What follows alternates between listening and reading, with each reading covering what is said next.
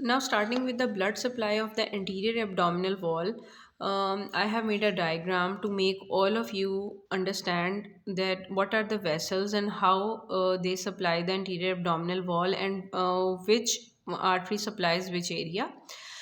So, starting with the diagram, this is the internal thoracic artery, and from the internal thoracic artery there is the musculophrenic artery. ठीक है. और जो superior epigastric artery, that is the continuation of internal thoracic artery. This is the internal thoracic artery, this is the musculophrenic artery, and this is the superior epigastric artery. This is the femoral artery. This is the external iliac artery. The external iliac artery that continues into the leg as the femoral artery, and there are the two different branches. They come from the femoral and the external iliac artery. अब ये जो external iliac artery है, इससे branch जो निकलती है उसको हम कहते हैं इन्फीरियर एपिगैस्ट्रिक आर्टरी, और जो फेमरल आर्टरी है it gives the superficial epigastric artery and the superficial circumflex iliac artery. Superior epigastric artery और सुपरफिशियल एपिगैस्ट्रिक आर्टरी दो डिफरेंट आर्टरीज़ हैं. ठीक है, ये आपने अपने जहन में रखना है कि जो सुपीरियर एपिगैस्ट्रिक आर्टरी है that is the continuation of the internal thoracic artery, और जो सुपरफिशियल एपिगैस्ट्रिक आर्टरी है that is a separate one, that is not a branch of internal thoracic artery. और जो सुपीरियर एपिगैस्ट्रिक आर्टरी है that anastomosis with the inferior epigastric artery at the level of the umbilicus. These arteries which I have made, these are the subcostal arteries. They also supply the lateral and the posterior wall of the abdomen. So starting with the superior epigastric artery, it is a direct continuation of the internal thoracic artery, and it enters the rectus sheath through the posterior wall, and it supplies the superior part of the rectus abdominis, and it anastomoses with the inferior epigastric artery in the umbilical region, and hence it supplies the anterior abdominal wall. Then comes the inferior epigastric artery. The inferior epigastric artery, it arises from the external iliac artery just superior to the inguinal ligament. This is the inguinal ligament, and just above the umbilical ligament, inguinal ligament, it gives the inferior epigastric artery, and it runs superiorly in the transversalis fascia to enter the rectus sheath below the arcuate line, and it enters the lower part of the rectus abdominis and anastomoses with the superior epigastric artery. So these are the two most important arteries of the abdomen. Now the superficial circumflex iliac artery, it is a branch of the femoral artery, and it runs into the subcutaneous tissue, and it runs towards the umbilicus. And the area which it supplies the superficial abdominal wall of the pubic and the inferior umbilical region, as shown in the diagram, कि ये यहाँ पे है और ये lower part of pubic and lower umbilical region इसको supply करेगी. ठीक है. Next comes the superficial epigastric artery. It begins at a single artery that branches extensively and supplies the superficial abdominal wall of the pubic and the umbilical region. Or musculophrenic artery, this is the musculophrenic artery below the costal margin, and it originates from the internal thoracic artery, and it runs into the costal margin, and it supplies the superficial and the deep abdominal wall of the epigastric and the upper umbilical regions. Now comes the last arteries, which are the 10th and 11th posterior intercostal arteries, and the subcostal arteries. They arise from the aorta, and they supply the lumbar and the flank region as shown in the diagram. So whenever you are solving the questions in a paper, always keep this diagram in your mind. जब आपने diagram देखी होगी और आप एक दफ़ा अपने notes बना लेंगे, you are not going to forget it forever. जैसे देखें, ये इंटरनल थोरेसिक आर्टरी, ये कॉन्टिन्यूएशन आई सुपीरियर एपिगैस्ट्रिक आर्टरी, ये बनाई मैंने एक्सटर्नल आइलिक आर्टरी, इधर से आई इंफीरियर एपिगैस्ट्रिक आर्टरी, इन दोनों ने एनास्टोमोस किया. फिर मस्कुलोफ्रेनिक आर्टरी है, इसने सप्लाई करना है ये फ्लैंक्स को और लंबर रीजन को, सब कॉस्टल आर्टरीज ने सप्लाई करना है. फेमरल आर्टरी है, फेमरल आर्टरी से superficial epigastric artery, superficial circumflex iliac artery, ये जो है निकलेंगी और इन्होंने एब्डोमिनल वॉल को जो है वो सप्लाई करना है। जैसे ही अब आपने आर्टरीज़ को याद कर लिया, वीनस ड्रेनेज भी वैसे ही है कि किस टेरिटरी से एंटीरियर एब्डोमिनल वॉल से जो है वो वेसल्स आएंगी।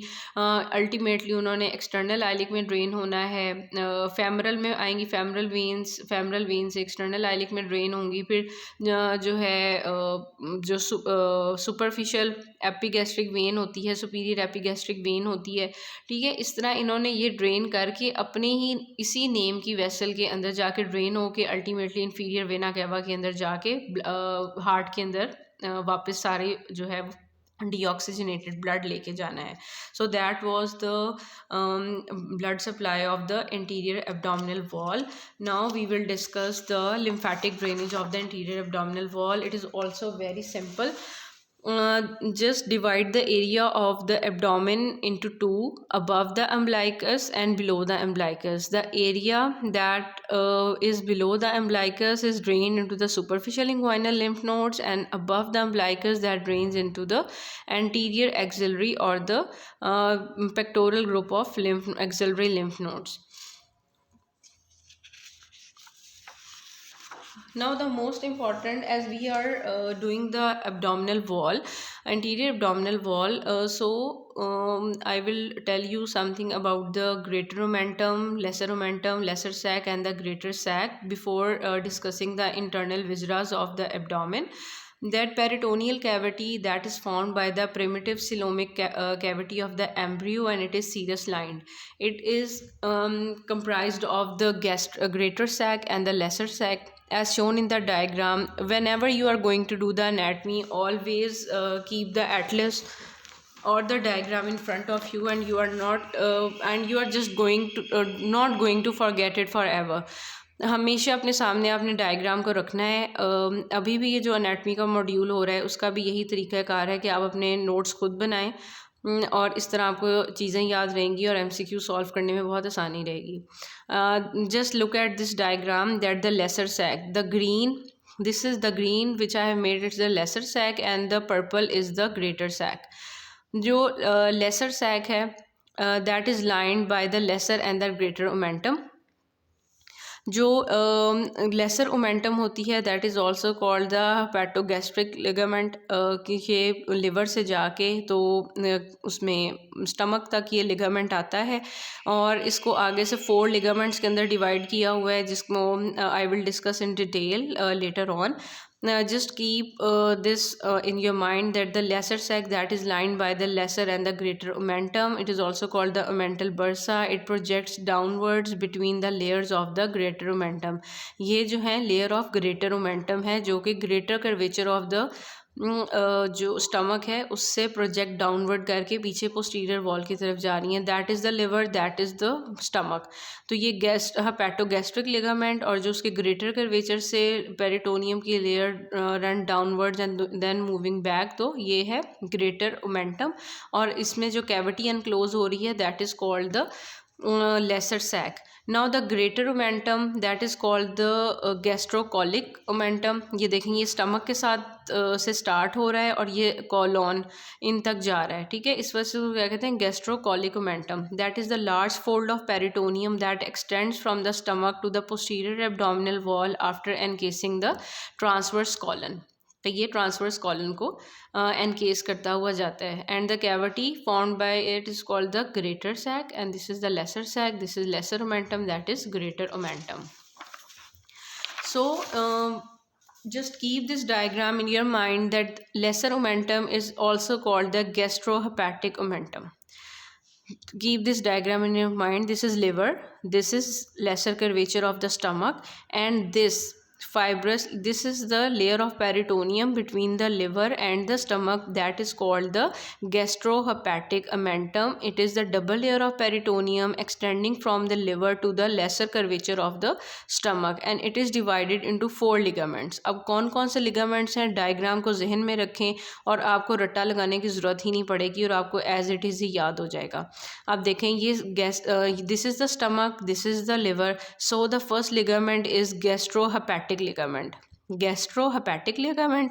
The other is the hepato oesophageal ligament. ये स्टमक है, इसके साथ ही यहाँ पे एसोफिगस आता है, तो इसको हम क्या कहेंगे, hepato oesophageal ligament. Then this is the liver, this is the duodenum, so the ligament here is the hepato duodenal ligament having the portal triad. And this is the liver, this is the diaphragm, diaphragm को हम phrenic भी कहते हैं, ठीक है, anatomy की term में, तो हेपेटोफ्रेनिक लिगामेंट। अब लेसर ओमेंटम में कौन से 4 लिगामेंट्स हैं? सिंपल आपने याद रखना है कि double layer of peritoneum that extends from the liver to the lesser curvature of the stomach, it has the 4 ligaments, the gastrohepatic ligament, the hepatophrenic ligament, the hepatoduodenal ligament, and the hepatoesophageal ligament. And the free border, it contains the free border of the lesser omentum, it contains the portal vein, bile duct, and the hepatic artery. That is the very important MCQ. And what is the lesser sac? As I have discussed before, that it is a cavity that is formed by the lesser and the greater omentum.